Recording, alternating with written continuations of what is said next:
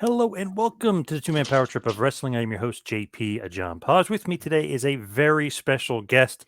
His resume is crazy. I actually had to cut it down a bit to kind of fit it all in. Three-time ECW World Tag Team Champion, a former WWE Intercontinental Champion, four-time WWE World Tag Team Champion, three-time WWE US Champion, a former WCW Hardcore Champion, and a former WCW Cruiserweight Champion. He is the one and only Lance Storm. Lance, welcome to the two-man power trip. Thanks. And I've got my dog doing a run in, but we'll have to deal with him. Yes, that's perfectly okay. Although I do find it funny, not that it matters at all, that when people want to run down the resume, they string all those titles, but it's like, I guess it's just an American thing, but it's like they never mention the Japanese or the European stuff or the Canadian stuff. It's just the ECW, WCW, WWE. It's like as if my career started in ECW. Hey, former War, right? You were a champion. I was a two-time War IJ Tag Team Champion, as well as a one-time War six-man, World Six-Man Championship as well. But it's funny, and again, not that it matters, but I always, and again, laugh is the wrong term, but if I get labeled an ECW original, it's like, how am I an ECW original? It's like I worked a lot of places and did a lot of things well before ECW. Yeah. It's funny, like who's an ECW original and who's not, and how that goes down. Because technically, Mr. Hughes was there from the very beginning. No one ever says Mr. Hughes is an ECW original, yeah? Well, that's where, to me, anyone that's going to have that moniker, to me, it should be the first place that they were sort of known as well. Like if you got your... If you got, like Chris Chetty, he was trained, I think, by Taz and started in ECW. And like the Dudleys, like they weren't the Dudleys anywhere else. Like they were put together, given the Dudley moniker there. Like, again, was it Mondo Clean or some ridiculous name that Bubba had before that? Yeah. But no one watching a Bubba match is thinking of anything pre-ECW. He was never Bubba before that. So I would consider him an ECW original. But, Jerry Lynn, it's like he did a lot of stuff beforehand. You know what I mean? At least I was aware of a lot of stuff beforehand. Like him and Waltman, even just in global wrestling, it's like, I remember as a wrestler breaking in, it's like trying to track down the tape traders to find footage of the Lightning Kid and Jerry Lynn. Absolutely, yeah. So there's a lot more to that, but again, ECW and the fan base have such a high pedestal that they put ECW on. It's if that's the first place they saw you, then you're an ECW original, I guess. Yeah, I guess you kind of, in a weird way, are an ECW original. Obviously, we're a veteran before that, but it's funny that people do say, like, ECW original, Lance Storm, always, for sure. And it's funny because everyone that'll say that knows I was a thrill seeker in Smoky Mountain Wrestling. Right, absolutely. It's like I was in the U.S. on television, and those fans are aware of it. And that was 94. That was 3 years, I guess, before, I was in ECW. So even if you aren't aware of my run in Europe and my run in Japan, there's still Smoky Mountain, which was a legitimate territory that had television. But again, not that it actually matters. If whatever you remember, you remember. And TV champion, right? Beat the clock. I was the Beat the Clock TV champion there, and I was also the CWA Catch cruiserweight. Well, not cruiser. It was junior champion. And it's funny, to this day, I'm still not sure if junior champion was meant to be a weight limit or an age limit. Because, well, they created the title when I was there, and Hiro Yamamoto, Hiro Tenzan now, we were the only two people in the division. It's like we were, again, I was, I think, about 215 at the time. He was trying to get heavier because he was on excursion. But, oh, my dog is trashing my ring light and pulling things out of the ball. 2 seconds here. The dog is going crazy. This is almost like ECW style. The dog is getting involved. Dog is getting a little crazy. Why Lance fixes that. Yep. There we Yeah, go. he's Back. usually a little better, but he's ramped up this morning for some reason. And he's Keeping 100 pounds, so it's oh, he's hard to control when you. yeah, uncontrollable. But where was I? Oh, Hero and I. Yep. We were In both Japan. young, and we were again. There was Fit Finley was there. Who else would have been there? Mills Erno, who weren't any bigger than us, and they weren't in the division. It was really just he and I. Every month or so would have a championship match and trade the title. And they only ever called it the junior championship. So I don't know whether I was the champion because I was young or because I was under 220 pounds. I'm not sure. So the reason why you're on today, of course, I definitely want to get into your career and everything too, but wanted to talk about a big training seminar coming up September 18th and 19th in Toronto, Canada. Of course, you can go to Eventbrite for tickets, but tell us all about this nice opportunity for some wrestlers to get trained by one of the best. Yeah, it's the first thing I'm doing in person since since March 10th. I got home March 10th, 2020. Wow. Was my last. I checked my park and go receipts. So I knew when I landed back in Calgary from my last WWE event.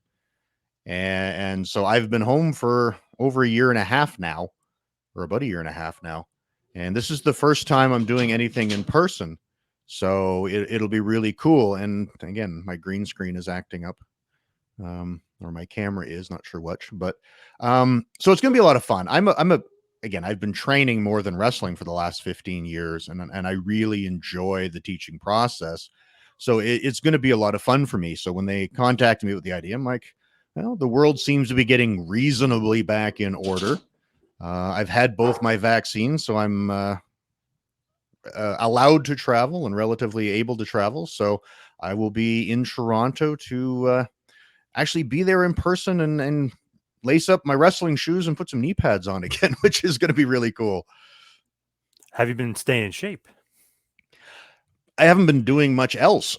So, Nice. Yeah. Again, I'm not in the shape I was in, 20 years ago by any stretch of the imagination, but thankfully I've had a decent home gym for a while now. So I've been able to still lift, although not heavy, during the last year and a half. And primarily, as far as staying in shape, I've been hiking and walking more than anything else. I get a little bored on a treadmill, and at my age with my knees, running isn't exactly my favorite thing. So I've been for especially the last 3 months now in the summer, I've been hiking a lot of mountains and just logging a lot of miles walking. Actually, just a week ago, I broke my all-time record. I did a marathon walk and did 31 miles. I broke 50K in one day. Wow. As a challenge. Like, it's not something you would normally do because it took almost 10 hours of straight walking.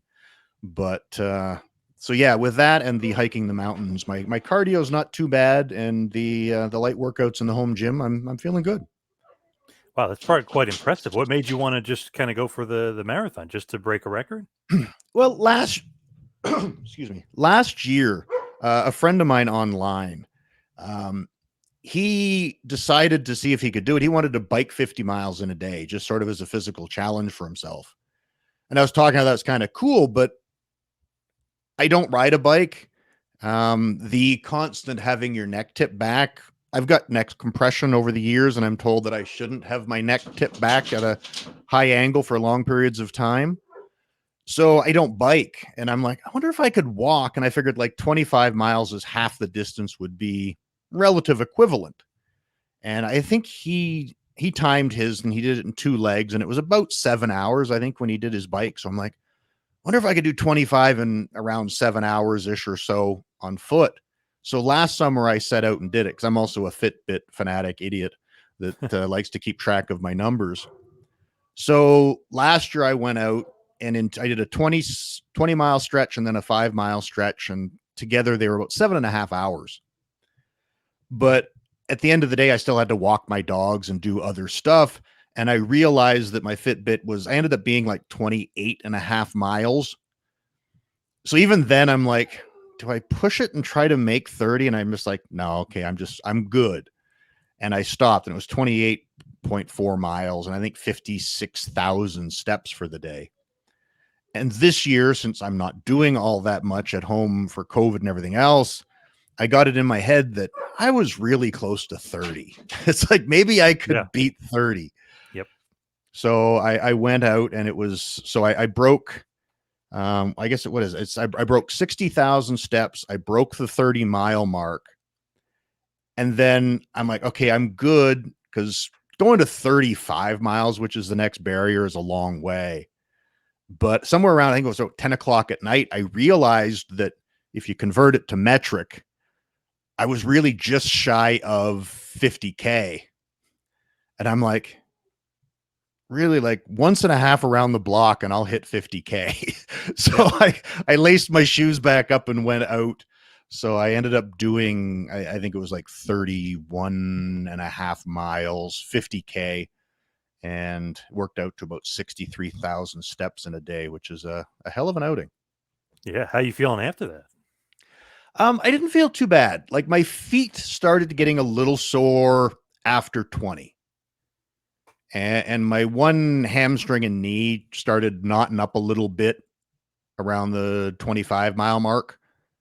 But by the end of the day, like even when I went out for the last, kilometer and a half to break 50, at that point I started loosening up again because I got a break.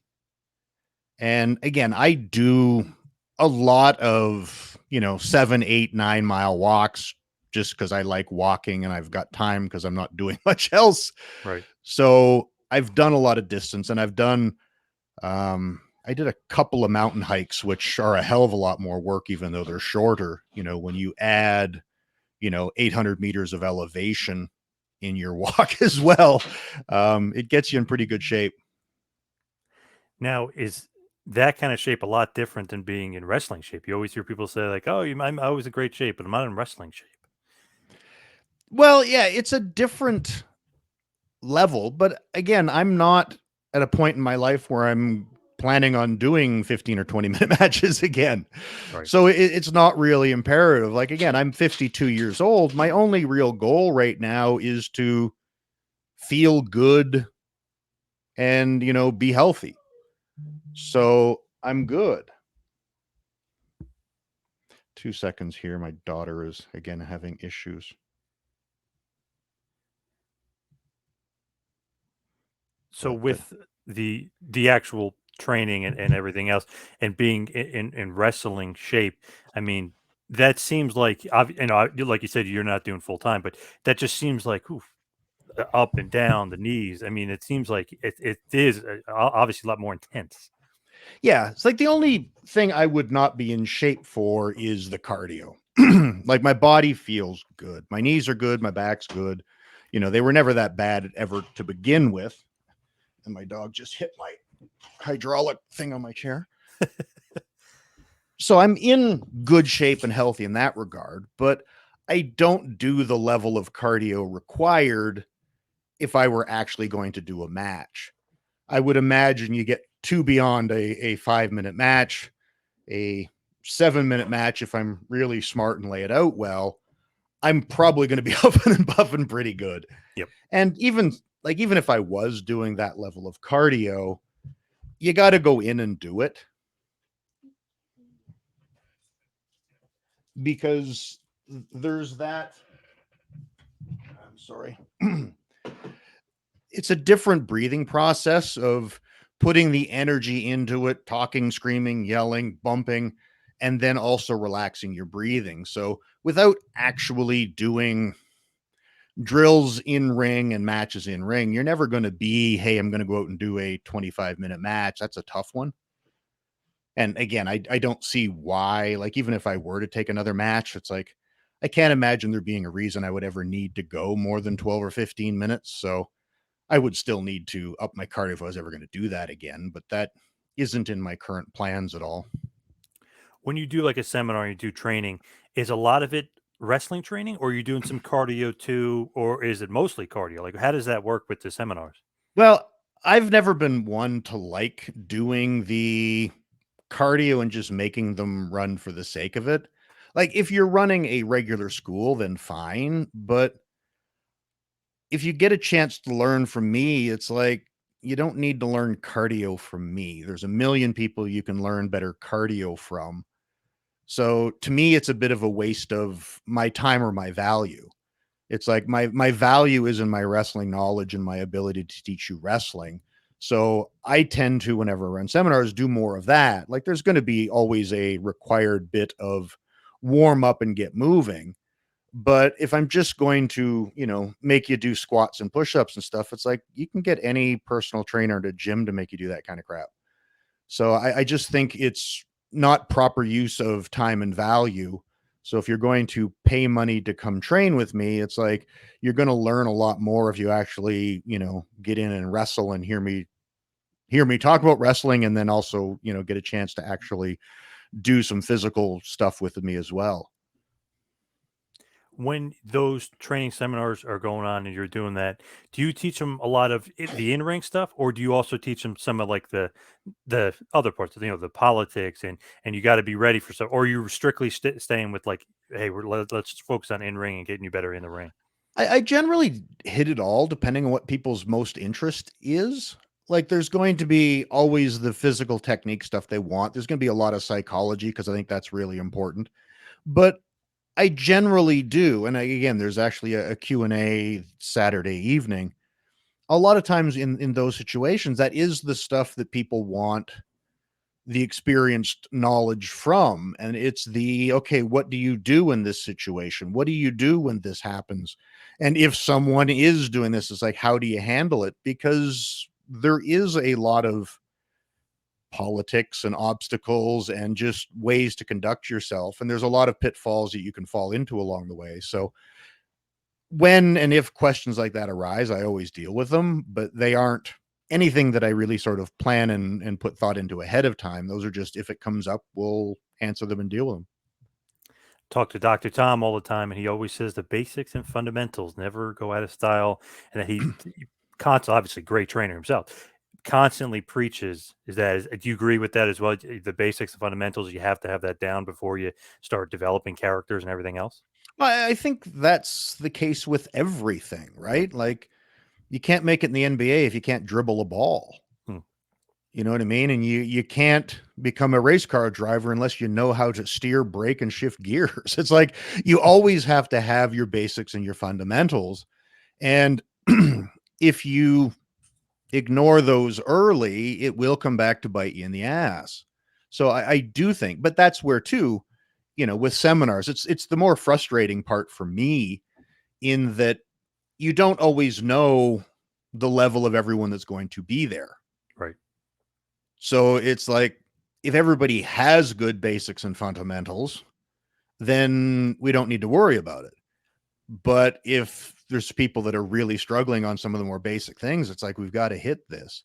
And because I am a very detail conscious guy, like there's a lot of stuff that people pass for good fundamentals that just make me roll my eyes and want to, makes my head explode. So there's a lot of things that I do like to try to point out and fix along the way if we can. The only problem is, and again, this is probably why Dr. Tom also harps fundamentals. If you don't get good technique early and you develop bad habits, it's really hard to break them. And even we were talking about this before we started the show about, Hulk Hogan doing a lot of heel stuff, which is one of the reasons why I wasn't a Hulkamaniac as a kid. Right. The back raking, the eye raking. It's like, I really think it is a case of he worked as a heel when he first broke in and it just became his instincts. Oh, hey, I got to take over. I'll rake his eyes. And it's just like, yeah, you're pulling from your heel playbook that you developed early. And when you develop bad footwork and bad techniques and stuff, it's like, especially if you've been wrestling for a while, it's hard to fix those. So at seminars, when at all possible, I like to try to point those out as often as possible of this would be better. And then another thing that I tend to do, and I don't think enough others do, because I do have very specific and certain ways I prefer things to be done, but I can explain to you why it's better. And there's a lot of people, well, there's lots of flavors of ice cream, and there is, and there's lots of ways to skin a cat. But if you're doing this move, this hold, or whatever, and you've been taught this way, and this is the way I teach it, it's like, I can explain the advantages to my way.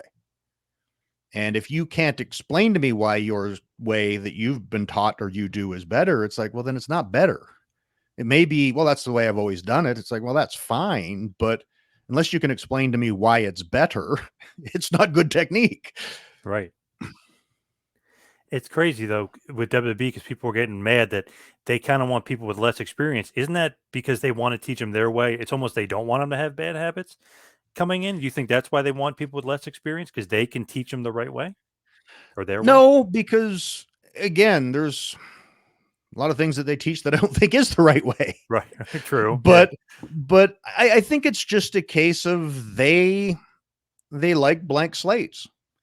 They like, and I think part of it is not so much the whether you're doing it the right way or the wrong way. It's just when you've had success and you've achieved certain things, you're a little more questioning, a little more certain that there are alternate ways of doing things. And if you don't like to be questioned, blank slates are great.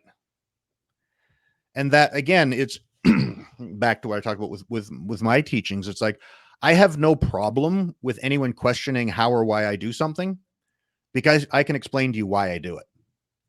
But if your answer is just, well, that's just the way I want you to do it, you'd rather them not question you. And I think that's where blank slates come in rather than others. Now, again, when I had my school, I preferred a blank slate to someone who's just had a bit of poor training elsewhere, because there were a lot where it's like, oh my God, we have to change everything that you do, because he was going to, Joe Indie wrestling school where it's like, this guy's had 4 matches and he's teaching you. And it turns out he had horrible technique. And now I have to try to break all of your habits. But again, if you're signing someone where, again, like they signed Adam Cole at one point for developmental, and it's like having him is a billion times better than a blank slate because the guy was great when you signed him. Right. Yeah, a lot of those guys too. It's just funny. It's like sometimes they go back and they go almost backwards. We're like, no, we don't want to sign guys. Like, they signed AJ and Samoa Joe and all these guys. And it's like, no, now we're going backwards. We don't want to sign those guys. So it's always, I don't know, a mixed bag with them. I guess there are extenuating circumstances where you want a guy like Cole or whoever, but I feel like sometimes they almost go backwards where they want a clean slate or blank slate of guys like a Braun Strowman. Well, I don't think that's just WWE. I think that's entertainment in general, wrestling as well, that part of it is the grass is always greener, but also is change is always refreshing. Where in anything, if you, again, any wrestling company, it's like everyone is big. It's like, and then you see someone small doing something else, like, wow, he stands out. We need more of that. And it's better if you just add a little of that rather than deciding to change your entire philosophy. But if you have a bunch of small, really exciting workers forever, it seems to be the same and it's not as exciting anymore. So it's like, oh, I mean, we need big guys. We want some, we need some big Stan Hansens in here. And then if you switch everything over to Stan Hansens at a while, that gets dull. And I think in wrestling and in most forms of entertainment, you're always better to have a lot of things. Like if everybody looks like Lex Luger, it's like you don't even notice anymore because it's just everybody looks like that. And if everybody looks like, pick the hottest woman you've got on television, it's like nothing stands out. But if you have a bit of everything and you have a Stan Hansen and you have a Lex Luger and you have a Rey Mysterio, it's like, I think that's probably a better approach. But Vince tends to do big changes rather than minor ones. And it's like, well, it's his prerogative. It's his company. But yeah, we'll see where NXT goes in the near future. Yeah, because it seems like they want to change everything up, but as of very recently, Samoa Joe is now the NXT champ for the 3rd time. So I guess that means Cross is probably going to Raw, but it's almost like, okay, you want to change everything up, but you're bringing Joe back, and he's a 3-time champ now, and he's, a 40-year-old veteran in your developmental program. Well, if what we hear about the changes they want out of developmental, I think Joe's the perfect choice. That if you're going to want bigger men and develop them in developmental, having a big guy who's a tough guy with a rep of that as your champion, he's the one that's going to be working with all of these guys as they move up. And Joe represents a big established guy as a star. And anyone who, again, let's just pick Odyssey Jones out of the hat just because Right. he's in the breakout tournament thing. It's like, if you want Odyssey Jones to get good, it's like, well, working with Joe is a hell of a good idea. Yes. And Joe will be credible against him. So they can do the competitive matches. Joe can teach him how to be a good big man. And then when the time is right, Yankee Odyssey Jones up. Where I could see, now obviously Adam Cole is phenomenal, but if Adam Cole is your champion and your mentality and your presentation is we're pushing big tough guys, I can see the optics issue of, well, if Odyssey Jones is going to be getting kicked around and beat up by Adam Cole, it's kind of killing his big guy image. But if he's getting punched and kicked around by Joe, there's no optics issue. So I can see Joe as a figurehead, sort of as that standard bearer, where if you can get to the point in developmental where you standing nose to nose with Joe in a main event match is believable and good, you're ready for the main roster. He's kind of the measuring stick. I mean, obviously he's an unbelievable wrestler, but he would be a great mentor, I guess, is what they have in mind for him. I would imagine so, because Joe's been everywhere, done everything, and he's awesome. So, and again, maybe he's at a point in his career where security and longevity is good, and he's going to be happy to be in a position where he's probably going to have a limited match schedule. He probably won't be wrestling every single week on NXT. He, I assume, won't be doing a bunch of house shows and stuff. So it'll be a way for him to take care of his body and still be a significant pushed character that he can still be, what's the word, productive and useful, I guess. Do you ever get surprised, like, by some of the releases? I mean, obviously, you've been everywhere, you've done everything. You even were a producer for WB. Do you ever get surprised, like, wow, Joe is gone, and then they yank him back in because it's like, why the hell did they release him? You ever get surprised, like Wyatt or Strowman or some of these guys? It's like, why would they release some of these guys? Any of that surprise you or shock you at all? There's a few that surprised me. Now, Joe didn't, because he was under a talent contract doing commentary. Hmm.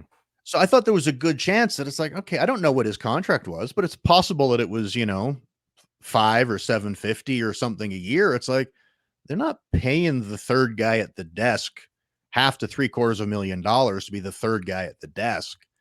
So if they want to get out of that talent contract, it's like, well, I can see where they'd want to release him. Or if his contract was up, it's like, okay, we're not paying you the same amount of money, Joe. Here's an announcer's contract.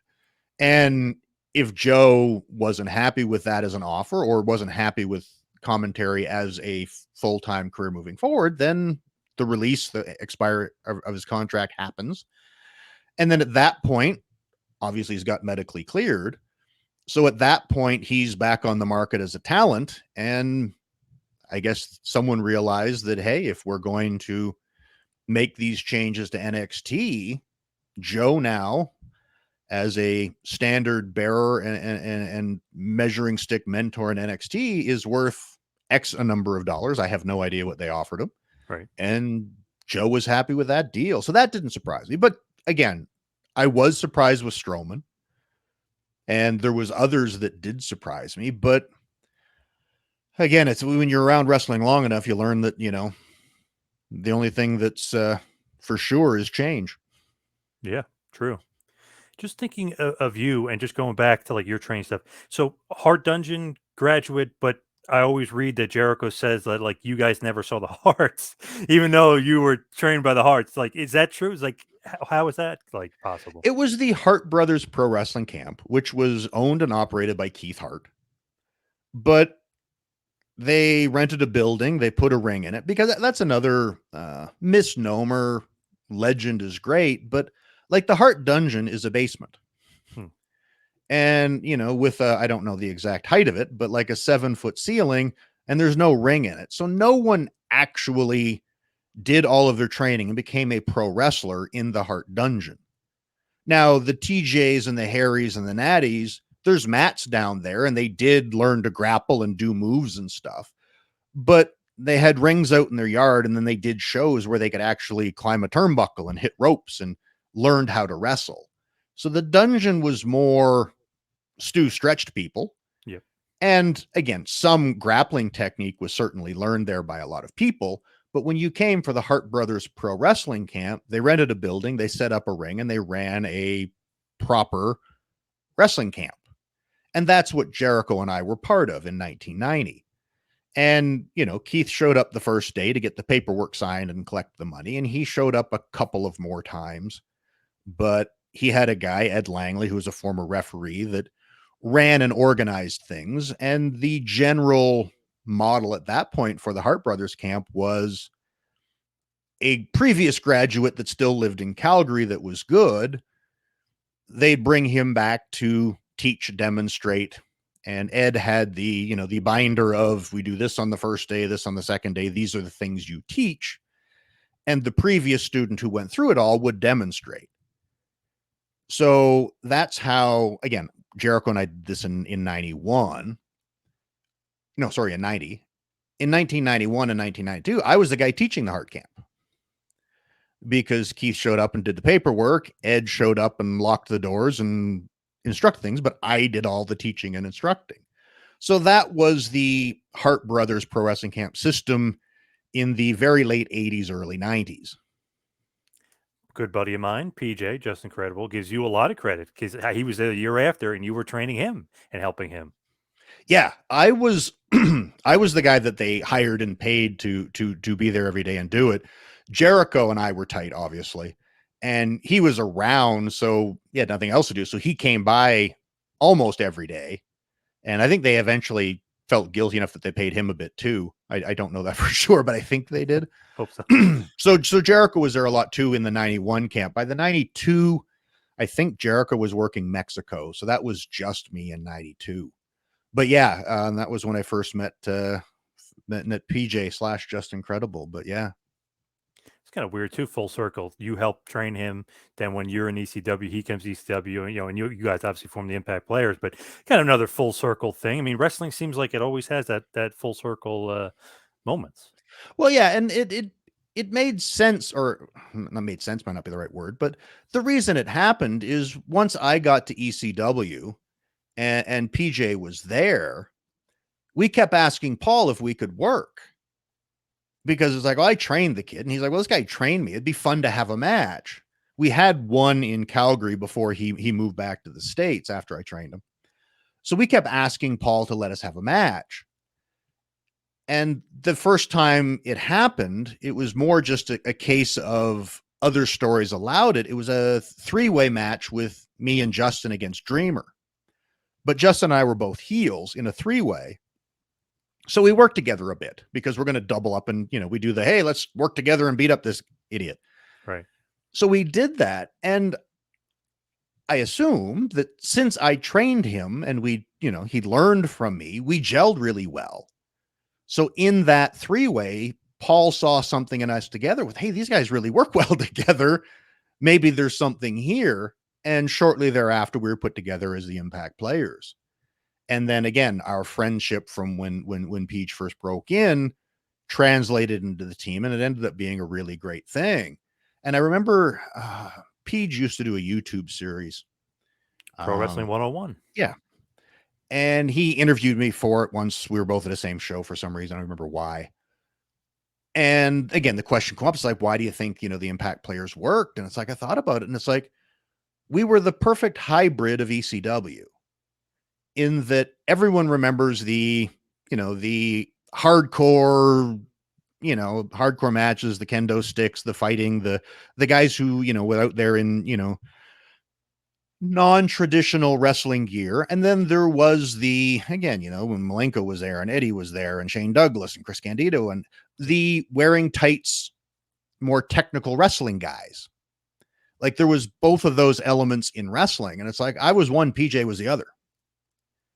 And then when you throw Dawn Marie in there, we get the female aspect that was also a big thing in ECW. And it's like, we had a bit of everything that was ECW.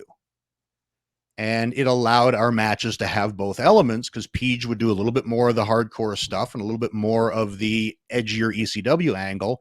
And I would do more of the, again, the Rob Van Dam, the Jerry Lynn, the pure wrestling end of it. So I think that was one of the reasons why the Impact players worked so well. And I think the other thing is, I think generally speaking, teams work better when there's definitely the guy that's in the driver's seat, rather than both guys having, the visions, and you have to sort of figure out which one wants to do what and which we're actually going to do. But because I already had that mentor established with PJ, because I trained him, he was perfectly happy and trusted me to lead the charge, if you will. So it was very easy to direct and keep us focused. And there wasn't that, what happens often is where there's bickering amongst the team because he wants to do this and I want to do this. Peach trusted me enough to be selfless and do what was best for the team. And I think it really worked well. For sure. And it was a little opposites attract too, like a little yin to yang, because he can be presented as, even though he's a really good wrestler, present the hardcore with the jorts, and you were like that straight laced. I'm going to be very serious in this promo, and he's talking about smoking you, and everything else. So it was a little bit of yin and yang, which worked perfectly. Yeah, because he was, again, he was more not that he couldn't be the wrestler part, but it's like that was sort of what Just Incredible was. So yeah, there was each complementary aspects of it that really worked, rather than the more common bookend teams where both guys are the same thing. Now, I always ask this to like ex-ECW guys, and you usually get a similar answer, but it's kind of, it always changes depending on the guy's relationship. Was Paul Heyman a genius or not a genius? Because that's always, people are like, yes, he is, but then there's always a caveat. What did you think about Paul? Well, it's funny in that, again, I would, if I won't use that name, I still think he was brilliant. It's just, I don't know if being smart enough to hide weaknesses and accent strengths should be given the genius moniker. It's just, for some reason, 90% of the damn wrestling industry isn't smart enough to do that. Like, Paul was brilliant at looking at someone and finding the aspect of them that is best marketed to get them over. And in that regard, if you want to throw the genius moniker at him, I'm certainly not going to argue with you. Where I think so many others in the wrestling business, they have a vision of what they want, and they're more apt to stick that round hole in their square peg, so to speak, or the round peg in the square hole, where Paul Heyman will look at you and figure out what shape you are, and then they'll shove you in the hole that fits. And I think that's where Paul's genius is, that, again, he got more out of less than I think anyone. And again, part of it was necessity, because he obviously didn't have the budget to just pick who he wanted. He had to take who was available, but he would always find a way and find a strength. And I've used the analogy before. It's like, so many wrestling promoters will see the cloud in the brightest sky, and Paul will find the smallest silver lining of the darkest cloud. And where many promoters will be that, God damn it, this glass is 10%, this glass is 10% empty, where Paul will find a glass and go, damn it, it's 5% full. It's like, we got a drink here. Right. And I think that is Paul's genius, that he will find something. And even just, and again, I don't know this for a fact, but I assume it's the case, and I'm fairly certain. It's, again, especially when you first meet me, I've always been a shyer, more reserved, quiet person. I like my solitude. Mm-hmm. But when I'm around people more, I loosen up, and I'm a completely different person. And it's funny, because every territory I ever went to, they all have we brought you out of your shell. And it's like, no, I do this everywhere I go. It's just when I first show up, I'm a little quieter. Right. But where Paul was, and again, maybe he was lucky, but I knew Chris Candido from Smoky Mountain Wrestling. We not only worked together, but we lived in the same apartment complex. We went to the gym together. We were pretty tight. So when I came to ECW, and again, part of it, I think, was on the recommendation of Chris Candido. When I was in the locker room with Chris, I was comfortable. And it's like I joke and rib with Chris, and I'd have that smart ass personality stuff that I had in ECW. But when I wasn't with Chris, I was again my more quiet, reserved person. And I think Paul saw that. So what was my first program on TV? Well, I'll put him out there in the ring with Chris Candido so he can Yeah. be the guy I see in the back that's got personality. He can do that out there. And the program with Chris really helped bring me out of my shell as a character on television. And again, Paul saw little bits and things, went, man, I can do something with that. And again, the original, and this is, I think, also Paul's brilliance. And again, I don't know if it still is, but he used to use the word pencil in his email address. I won't give the whole thing out, but well, it's the old school term, right? The booker is the pencil. And I think Paul was, again, brilliant in that. And again, I don't know if this is why it was called the pencil, but it's why I say it was called the pencil, because you don't want to book an ink, because you always have to be able to rub stuff out and change. And Paul was really good at having a vision, we'll go here, but he always kept branches open. And that's something that he taught me as a booker, in that when you make your plan, make sure there's exits along the road. So if the crowd goes different, it's like, go that way.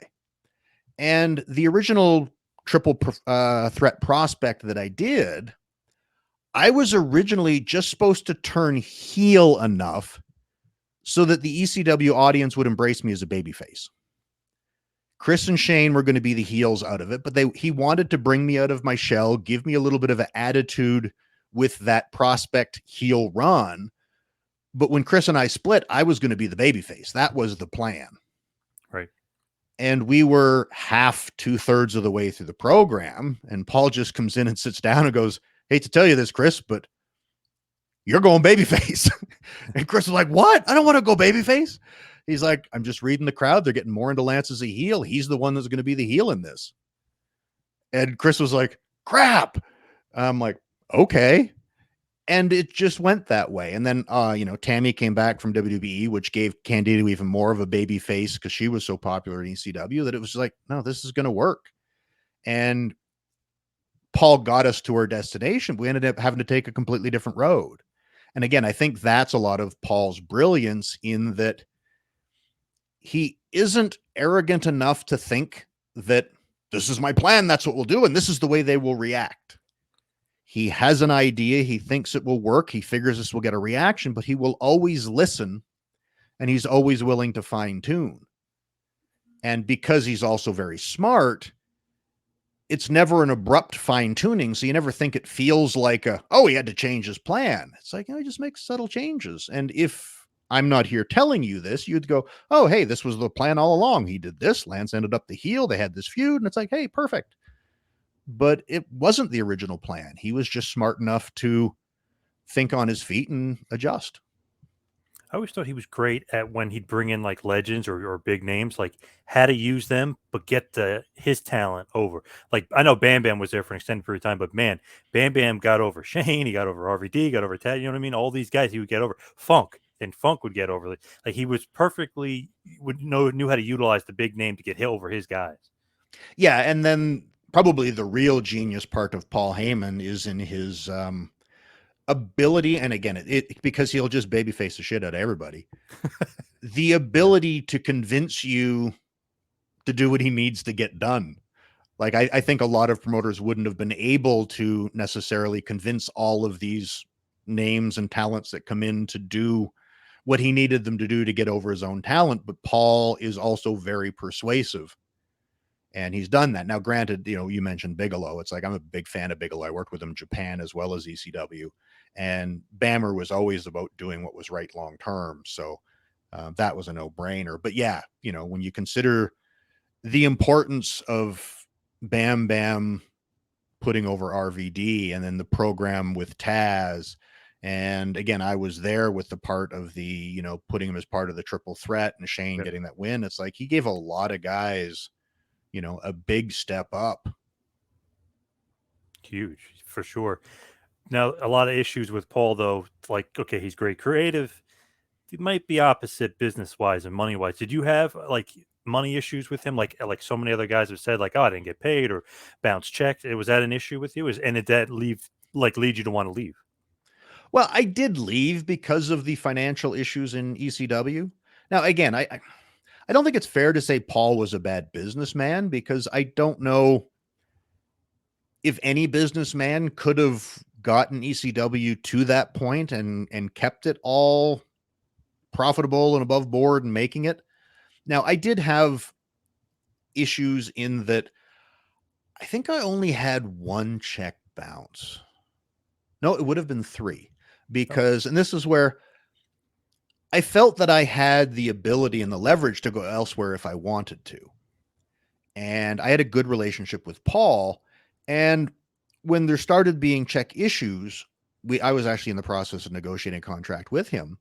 But one of the clauses, if you will, things I want to put in my contract was, if a check bounces, he had, I think, 30 days to make good on it, or whatever was his thing. But I'm like, that's fine if you want that in there, but I want a 3 strikes, you're out. Because there's no way I'm going to stay here if every single check could always be, 4 weeks late. Right. He said, yeah, no problem. And when I told him that and put my foot down, my check was FedEx to my house every week, and it always cashed. So I was never behind in my pay. But when he did hit the third time it happened, I told him, it's like, I'm terminating. We were only under a verbal because we hadn't actually worked out all the details to the contract, but we were working under the agreement of it verbally.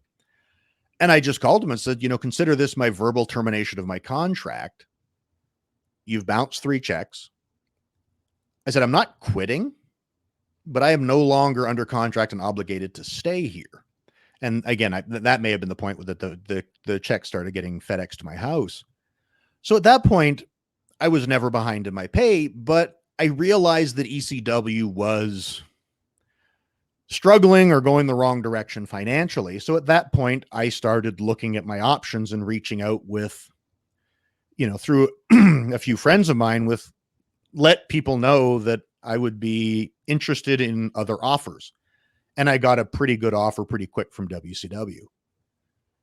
And then again, I kept Paul in the loop the whole time when I was talking to WCW, because again, I had a good relationship with him, respected him. And it's like, I'm talking with them. He's like, okay. And I agreed to deal with them. He's like, fine. When do you finish up here? I'm like, well, I've got the pay-per-view with Justin coming up. Once I put him over at the pay-per-view, I don't see why there's any reason to stay longer. And he said, okay. So we did the pay-per-view, and then I left. Which is, I guess, you're right to do that. I mean, if not going to get paid, you're wrestling, you're on his program, every right to get out of there and leave. Very smart on your part to have a part of the contract too. Well, yeah, and granted, we never ever got around to signing the damn thing, but it was a case of, again, I was, the breadwinner of my family, and I had 2 kids at that point. Just had the second one like just right before that. So it's like I had to look out long term for my family, and since I felt I had options to go elsewhere, it's like I had to take them. And Paul seemed to understand that. And to this day, Paul and I are friends, so there was no bad feelings on any front whatsoever. Now, technically, I didn't get my last check after I left, but I figured that was. And again, I don't even hold Paul. I don't hold any bad will towards Paul on that front, in that I realize that the company's in bad shape. There's people here not getting paid. And I'm going to a really good financial situation. Me losing that last check really didn't hurt me at all. So had I fought Paul and managed to get him to give me that last check, it's like someone else in the ECW roster is not going to get paid. Right. True. And it's like, okay, starting next week, I start getting a really great weekly check from this other company. So I just, you know what? I loved my time there. I loved Paul. It's like, I'm not fighting over a check. Right. Makes sense. And obviously WCW gave you a nice offer. Was that when you first got there, was Bischoff still there, or was that Russo and WCW that gave you the offer? It was both. Okay. It was under the Bischoff Russo regime. Terry Taylor was the one that reached out first. He was a producer, agent, whatever. Might have been part of talent relations. I'm not sure. But he was the one that reached out, and he was the one that sent up the, hey, we can fly you to Atlanta this week and meet with Eric and Vince. I'm like, okay. So I met at a hotel suite that I guess Eric and Bischoff used to, book and write the television at. And after they did that, they had the meeting with me. So I met with both of them. I negotiated the contract with Eric and then briefly discussed potential creative ideas with Russo. So did you like the landing spot? Were you comfortable in WCW right away, or were you thinking, "Oh man, this is political warfare right off the bat"? All those big names are there, and there's a lot of turmoil. Obviously, Bischoff and Russo working together was a bit odd for a lot of different reasons. But what did you think when you first got there? Well, I knew what I was getting into. Like, I was going there for financial security. Again, because I had a family and 2 kids. And to be honest, me as a fan, I always preferred the NWA/WCW than WWF. I preferred the more pure sports, serious presentation of their product. So in the back of my mind, when I broke into the business, WCW was always my goal more than WWE. And obviously, Jericho had been there. I had friends there, so I knew what I was expecting. So I wasn't going there under the guise of, oh man, I'm going to be a main eventer and headline here in no time. It's like, I knew where my place was going to be, but I thought there was some degree of void because a lot of the younger talent had left. Yep. WWE at the time was just saturated with people. So I thought there would be more opportunity to have a place. I knew it would be, the top 2/3, but not the top, third. But so I went in there with, this is a good contract. This is going to be financial security. And I'll see, as long as I get to have matches, I'll be happy. And then very quickly, it turned out that I'm working with people that I really like and enjoy working with. So it was like, it was fun and rewarding too. Cause it's like, I'm out there having matches with Billy Kidman and Rey Mysterio. And it's like, the MIA guys. It's like, well, this is fun. And obviously, what was it inside of, 3 or 4 weeks? It's like, I'm starting to get this big push. So I ended up getting more featured than I expected. So it was like, it was a win-win until 10 months later and the place shut down.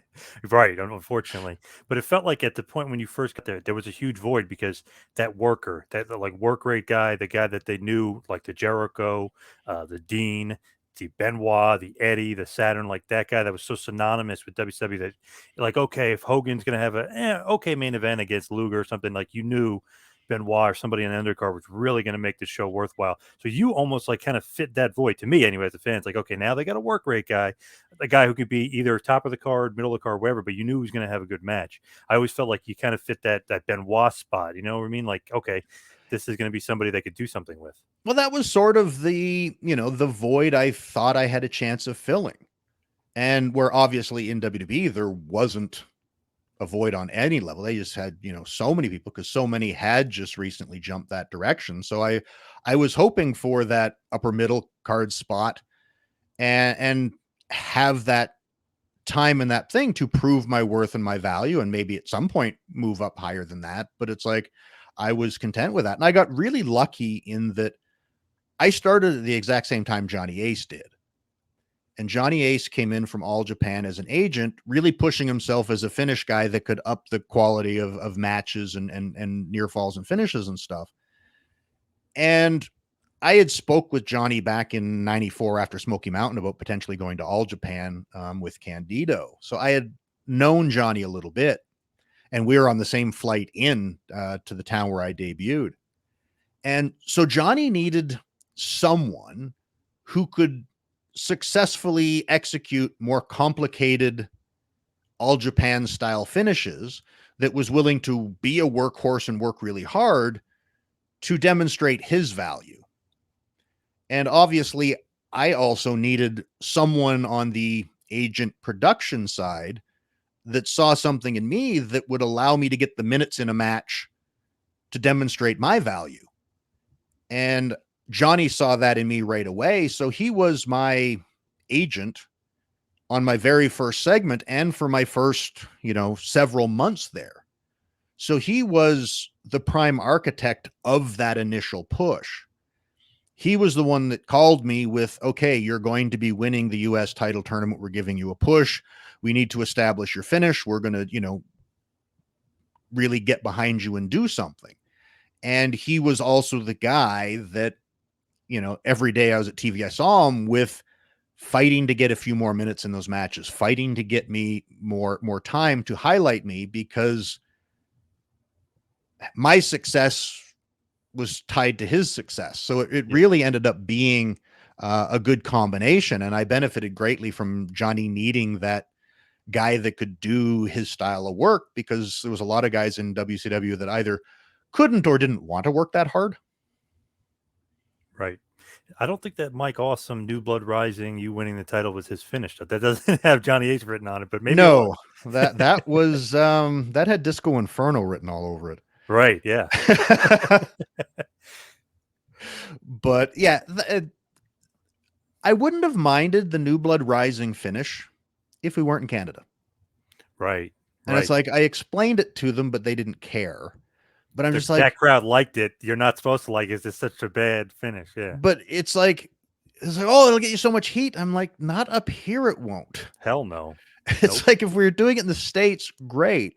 And then the other thing, and I've mentioned this in other interviews, that really bothers me, in that if the idea was we need to protect Mike Awesome because we have big plans for Mike Awesome, then by all means, sacrifice me and I'll do the 5 jobs in one match like this ridiculous finish requires. But I think it was 2 weeks later, it might have been 3. Mike Awesome got a complete makeover and was that 70s guy. Yes. So it's like, doing that to me was a complete waste. Where if they'd have had their heads about them and knew they were going to make him that 70s guy, I should have just beat him strong, clean in the middle of the ring, and I would have been a god in Vancouver. Yep. And especially with Brett there, like and Jacques Rougeau, yeah. But do the match. I get the guy in the half crab. He manages to make the break. It's a great false finish, another couple false finishes, and finally sharpshooter. Tap him to the sharpshooter right in the middle of the ring. The place goes absolutely ballistic. I beat him clean. I was presented strong. And then you hit Brett's music, and the place goes absolute batshit crazy. It was one of the loudest things I've ever heard in my life. And you have one of the commentators say, it's like, he used Bret Hart's move. What's Bret Hart going to think about him stealing his move? So you bring Bret out with that question in your mind, and he gets in the ring, and we stand 2 feet apart, and we look at each other, and we hug. And you have Mark Madden hit the line. Well, who do you think taught him the move? He was trained by the Harts in 1990. He's been a Hart family product since day one. Right, yeah. And you have Bret Hart endorse me and give me his finish. And at that point in time, I'm made for life in Canada. And Mike's being repackaged in 3 weeks anyway. It's like, so doing that to elevate me would have cost them 0. Yep. Instead, they went with a bunch of gaga that, could have killed me in Canada, to be honest. Right. Like, even in the locker room, Bret came up to me and he's like, please don't take offense to this, but this crowd could turn on you tonight with that finish. And I said to him, it's like, yeah, I know. I think that's why you're here. And he looked at me, he was like, what do you mean? I said, I think they figured no matter how bad they shit on me tonight, if Bret Hart comes out and raises my hand at the end, they'll forgive me. True. I said, I think you're my get out of jail free card. But he's like, yeah, it could be. He says, but just be aware. He says, like, this crowd could turn on you. And I'm like, I know. And it's like, risking that was, in my opinion, idiotic. When Mike's already the fat chick thriller, which is not a, career defining moment to begin with. No. And then he's going to be wearing, 70s zoot suits and doing the lava lamp lounge in 3 weeks. And again, Mike was a good dude, and he was the first one too. Like, he was like, I'd rather just do a clean match and put you over. I'm like, yeah, well, that's not what's happening here, because Vince Russo and Disco Inferno are the bookers. It's crazy. You did have a great run despite that oddly booked pay-per-view, which is just strange, and especially now knowing that it wasn't Ace, and obviously I figured it wasn't him anyway, but that Awesome's going to get repackaged. It was just a disaster. But you were booked pretty strong, though. I remember you had the 3 titles at once: the cruiserweight, the hardcore, the Saskatchewan hardcore invitational title, the shit title, and the U.S. title, which was the Canadian title. I just thought that was awesome because you think, okay, it's legendary U.S. title sticker. You put it over on the Canadian. I mean, what heat? But I feel like you're booked great in WWE despite some of the craziness that was going on there. Well, that's again too. Now, again, I don't know this for a 100% fact, but I do believe it to be true. And this is what I was told, that after I got there, where again, I mentioned that I discussed creative with Russo when I first got there. Yep. That first meeting, and we're just sitting across the table after Eric and I finished with the contract thing. And he says, just off the top of my head, first idea I have, you're going to be Eric Bischoff's illegitimate son. He says, you have that same cocky look on your face that he always has. And I sort of look over at Eric and he looks back at me. And part of me's thinking, it's like, does him thinking I have a cocky, arrogant look on my face a good thing, or is this going to cause trouble?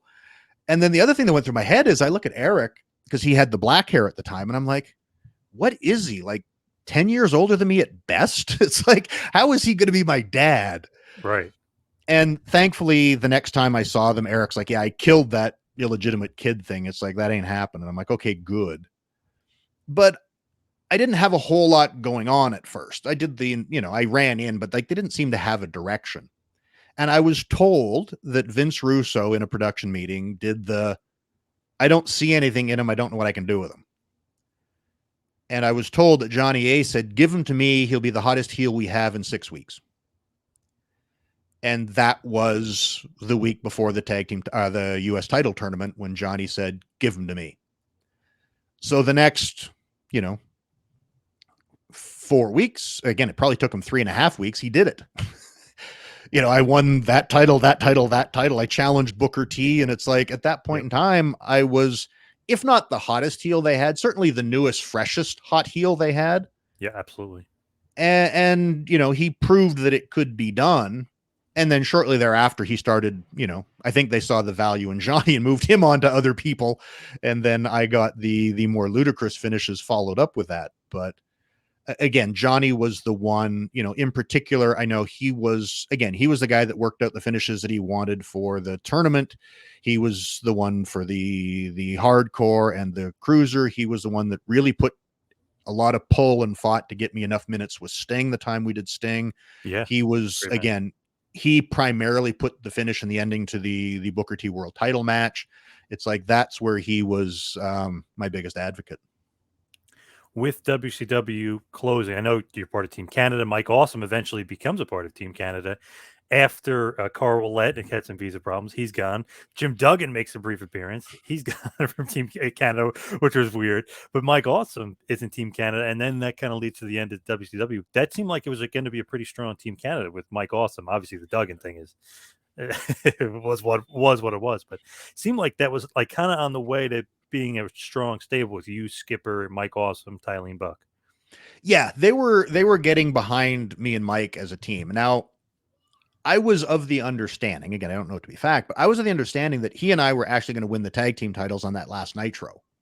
Oh, wow. Before it became the last Nitro, that was the plan. But when the WWE people got in, it's like, well, we got to switch the world title because we're not hiring Steiner. We're taking Booker. I think the cruiserweight title was changing as well. And they're like, we don't want to change every title.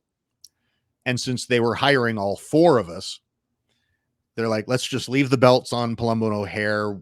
We'll get through tonight and figure everything out. So Mike and I's WCW tag run got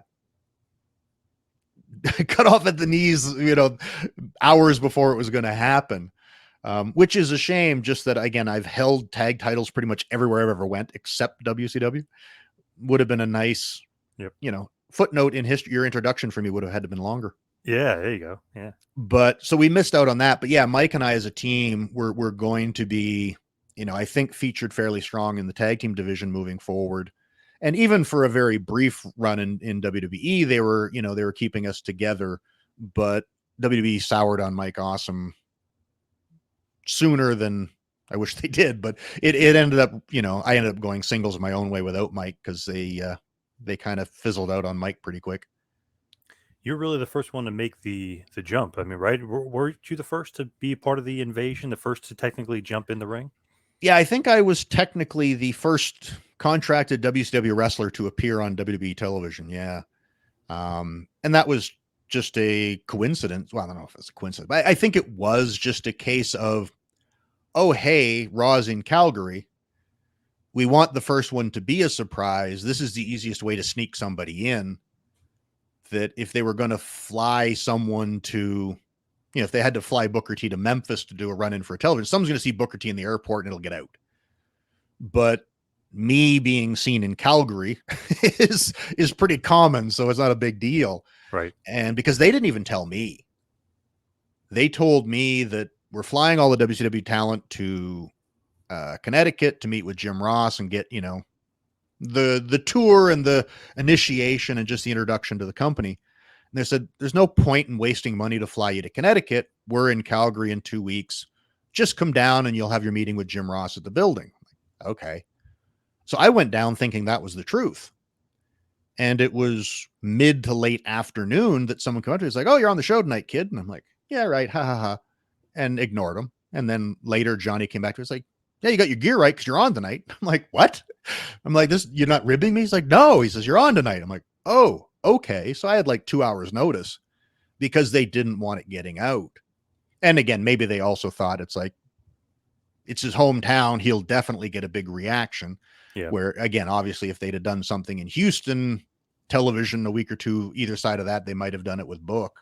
But as it would happen, there was Calgary, and it's like, well, this kid will definitely get a reaction in his hometown, so let's just do it. What did you think about the alliance, the invasion, that whole thing? Because it seemed like a bit of a flub, just from a fan standpoint. Like, wow, we expected so much more, and then we got Steve Austin and Kurt Angle on the WCW team when they were so true blue WWF guys, especially Austin. I mean, I know he wasn't WCW, but I mean, man, he carried WWF to beat WCW. Why the hell would he be on Team WCW? Did you enjoy any part of that invasion angle? I enjoyed some of it. I think the one thing that really worked was the show where they did that dramatic turn in the ring with the ECW guys and the WCW guys. Yeah, Like that worked well. That was really cool. But yeah, at the end of the day, we lacked like even just two more people I think could have done it. Like if we had Flair and Eric or Sting and Eric, I think we would have been fine. I think again, Sting or Flair as someone who everyone associates as WCW. Yep. And Eric obviously as Vince's foe from the Monday Night Wars. It's like not having Eric at the start and we've got Shane McMahon as our leader really, really hurt. And not having Sting or Flair. Like I think if we had those two, obviously a few others would have helped as well. But I think those two of those three, and Eric had to be one in my opinion, it really would have made a difference. And then the other thing that just always felt weird, and there was a few of us that kept asking, it's like, who are the baby faces here? Like it just feels weird. Like when you're putting stuff together, you generally, okay, they will cheer this, they will boo that. And it's like, we never sort of knew what reaction we were supposed to be trying to get because it's like, who are the baby faces? So that was odd. And then one other thing, which again, I wish I would have managed to snag one, but I've never actually saw them. PJ claims he saw them after my initial run in. And then Bill DeMott did his. And then there started being a few more. I had pitched to the office. It's like, we're not as identifiable. Like we're just a whole bunch of people. I said, what about getting team tracksuits like New Japan does? Because like if you're a young lion, but you get the New Japan sweats, we know what team you're on. Yep. And I said, what about getting actual WCW sweatsuits so that if it's a backstage segment, if it's a run-in, if it's that face-to-face, it's like you always know what team we're on because we wear our uniforms. Now, if it's a match, we're going to be in our gear, obviously, but we'd have those. And they liked the idea. They told me they were going to do them. And Peach one day comes, he's like, oh my God, I was just at the seamstresses. You should see these tracksuits. They're awesome. They got our names on them and shit. They're great. And like the next week they changed the direction, everything. And it's like, they kiboshed it because, things were going a different direction. And I remember thinking to Peach, I'm like, what did they do with the suits? Can we still have them? It's like, I wouldn't mind one. Yeah, it would look awesome, even at home. Yeah. Yeah, but I just thought it would have at least given us a definite identity that, because like you say, it's like, Austin in particular, it's like he comes out and it's like, does anyone's first thought when he comes through the curtain is WCW or the Alliance? It's like, I can't imagine where, at least if there was sort of an identifying uniform, obviously he'd still want to put his Stone Cold t-shirt underneath it because he's got, millions of dollars of merch money to make. But I just thought that would have helped to at least give us an identity. Yeah, really. And the Austin thing is just crazy because he's the kind of the reason they, or not put out of business, but he's kind of the reason why WWF took over. Really, I mean, it's just odd booking there. Well, yeah, and the fact that Stone Cold Steve Austin only exists because WCW didn't have any plans for him. Yeah, exactly. Got a FedEx in the mail. Yeah. Yeah, so it really was like the most absurd pick, but it was what it was. With you, we mentioned kind of off air, you had a few full circle moments, like as you were a fan, WrestleMania 4, 5, and 6. You got to wrestle Hogan there. You got to wrestle Mr. Perfect, or with Mr. Perfect. You got to see them wrestle, obviously, on the grand stage as a fan. But that's pretty damn cool. Full circle moments with Perfect and Hogan. Yeah, in that, again, we talked about this before we started the show. I was at WrestleMania 6 as a fan. And it was years later watching that I realized that I was in the audience when Mr. Perfect wrestled at WrestleMania 6 at the Sky Dome. Awesome.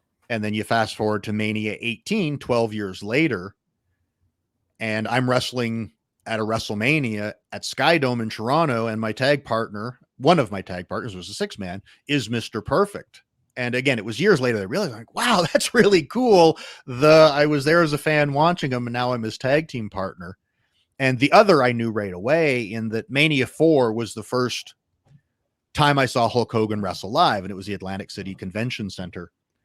And then fast forward however many years it would be to, I think it was a SmackDown we did from the Atlantic City Convention Center, and I'm in a 6-man against Hulk Hogan. It was Hogan, Rikishi, I want to say Edge. I'm pretty sure it was Edge because I think they were starting the Hogan Edge run, and it was Christian, myself, and I would guess Test was with us as the Un-Americans at the time. It may have been a different person, and I fed the Hulk up in his comeback, and the fan in you is like, oh wow, this is really cool, and the fact that it was the same building, I'm like, wow, this is really cool that I've again sat in the stands in this building and watched this dude wrestle, and now I'm in there feeding the Hulk up. So yeah, that was a real cool full circle moment, if you will. And it's cool anytime those come around where you realize that your life has really changed over the last however many years. Absolutely. You're Intercontinental champ there, a few tag title runs. I feel like the Un-Americans maybe had some more legs. Did you think that too? Like it could go a little bit further? Yeah, there was some political stuff over the Un-Americans thing. And I still every once in a while hear other sides of it and stuff that I didn't know at the time. But yeah, there was the office had decided that Christian and Test weren't as into it as they were supposed to be. I have no idea why. And then word came down that they wanted them to get their hair cut, that we wanted to be more of a militant look and wanted them to match my, at the time, didn't have to be the flat top that I had, but they wanted the short, more I think military accepted haircut, and they both balked at that a little bit. But there was already, you could tell there was someone that had a problem with us for some reason, because when we were first formed as the Un-Americans, we were specifically told, we don't want you having matching gear. We don't want you guys to look with bookends. We want each of you to have your own individual look, but we do want a unifying thread. And that's when it was actually my stepdad at the time come up with the upside down American flag for symbol of distress for the US. So we'd have the t-shirts, but they didn't want us to match our gear. And then in this meeting, when Edge and Christian were told to get their haircut, we were chastised for half-assing our efforts and not having matching gear yet. And I was like, we were specifically told to not get matching gear. It's like, if you want to yell at me, go ahead, but we were told not to do this. So don't Right, tell yeah. me I'm half-assing it because we haven't got matching gear yet. But then the haircut became an issue, and they just decided that the gimmick had run its course. But we were told that they did still see value in William Regal and I as a team, which is why we continued on as a tag team, which we weren't technically still the Un-Americans, but I think most people just consider it a continuation. And I do think William Regal and I still had more on the shelf, more legs, so to speak. But that's when William Regal got really ill, and we missed out on the Mania 19 because he got really, really sick, and again, he almost died. And there was I think about a 2-year period where he didn't think he'd ever wrestle again. So it's not like anyone had the option to continue the Landstorm William Regal tag team. And then thankfully, again, they eventually managed to get his health issues worked out. He managed to make a comeback. So, but yeah, that run got cut down, not because anybody had any choice. One thing I didn't like with the run there, the boring. Remember, Steve Austin comes out, starts chanting boring. Did you have any problem or issue with that? And obviously not with Steve because it's just part of the storyline, but with them kind of going in that direction because you never want the crowd chanting boring, but in this instance, they want them chanting boring. I don't know. I just didn't quite get that in that angle and that gimmick. Yeah, when I first was told about it, and Dean Malenko, who was an agent at the time, he was the guy that always broke the news ahead of time to me to soften the blow. And he came to it, and he was the one that came to me when they had the large penis idea and the other ones where he's like, just to let you know, Vince found this funny in the production meeting, so don't be surprised if. But when he first came to me, the boring thing, I'm like, oh God. But that was also the day, and I'm backstage, and Steve Austin comes out to me. He's like, man, I hear they're going to strap the rocket to you, kid. We got a thing tonight. And it's like, if there's anything I can ever do to help, it's like, just feel free to ask. And I'm like, cool. So I'm like, okay, this can't be a burial. They're using Stone Cold Steve Austin in this angle. Right.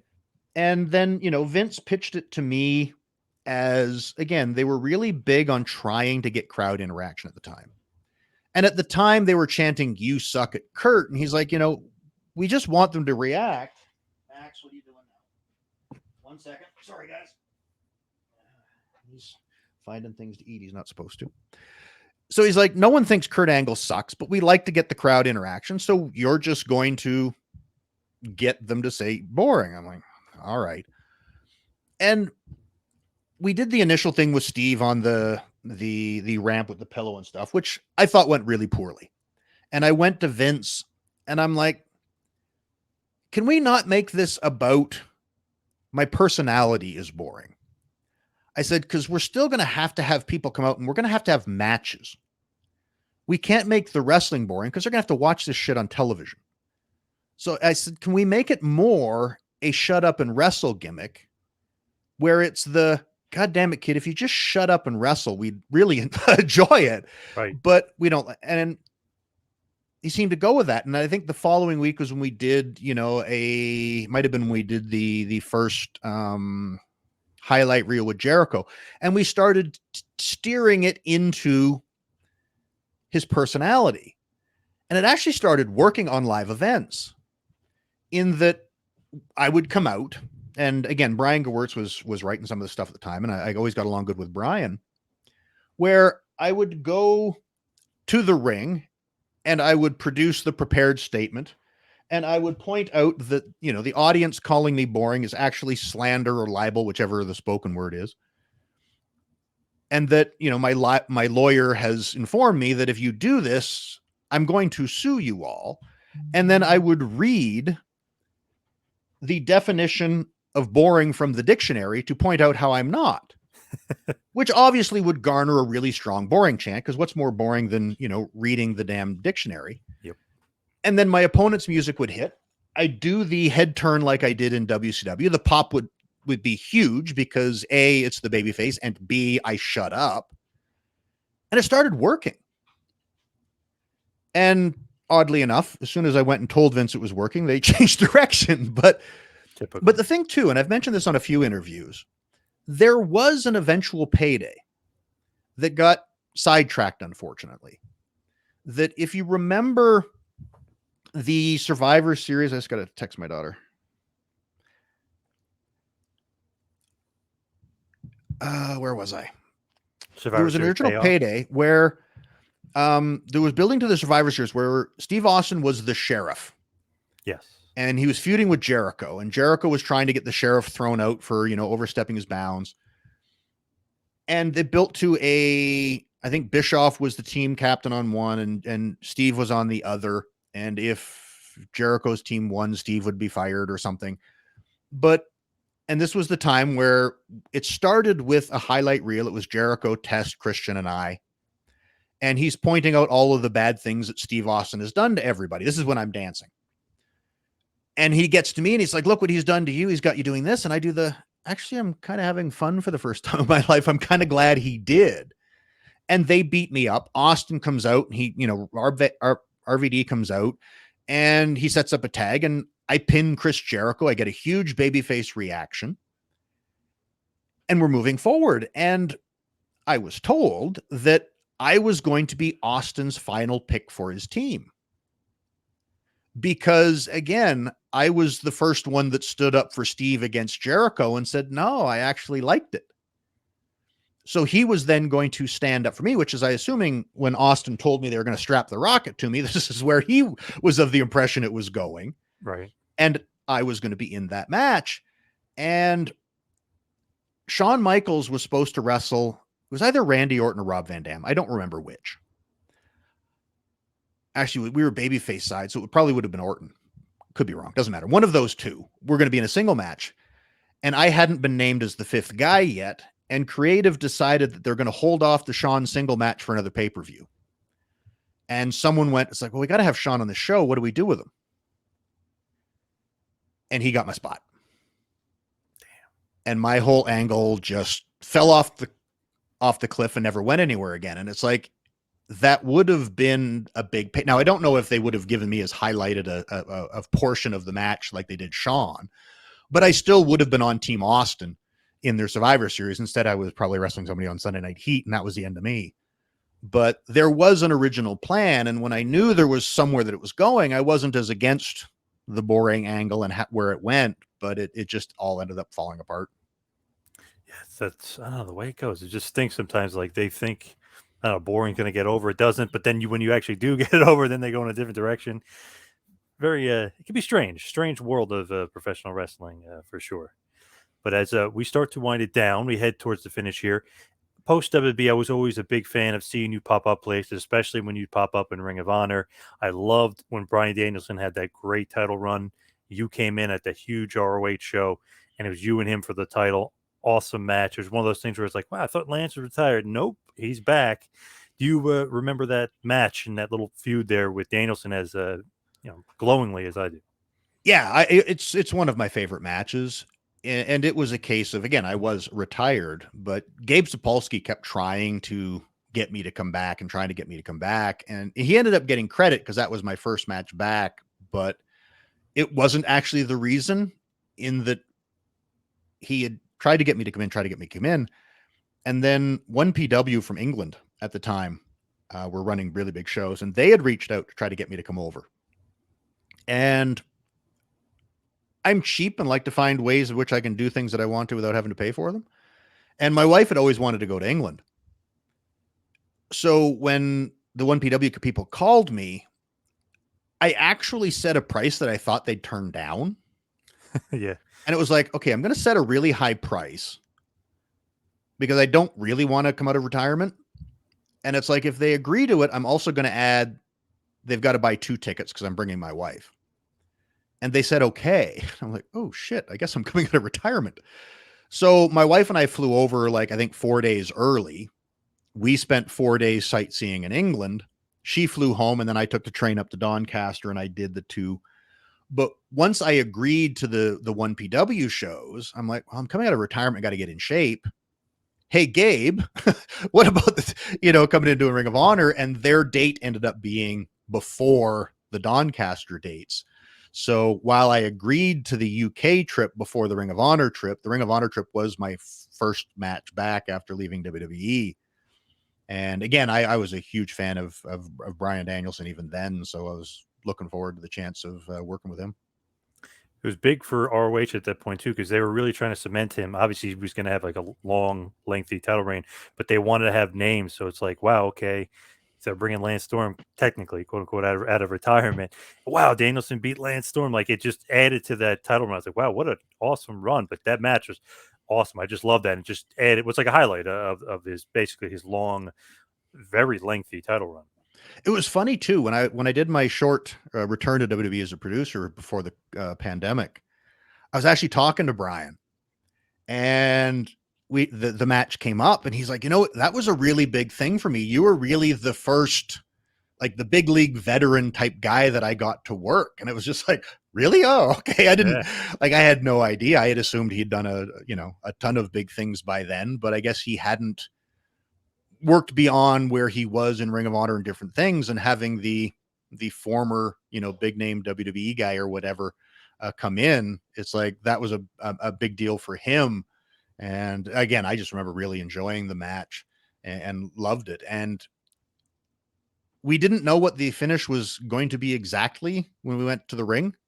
We decided it out there in that obviously I was putting him over. I wasn't staying and he was a champ, but I just assumed, I was like, oh, I'll just tap to your cattle mutilation. He's like, I don't know if the audience is going to want to see you submit.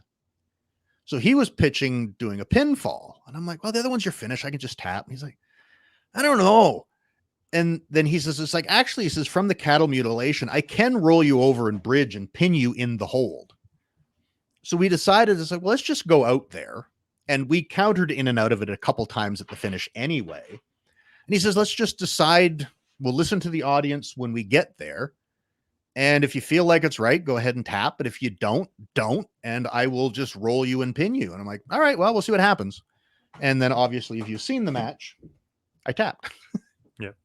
And I think we went like 27 minutes or something. So it was a good one. Yep. Awesome match. That's awesome to know. Like, wow, they're literally calling it in the ring.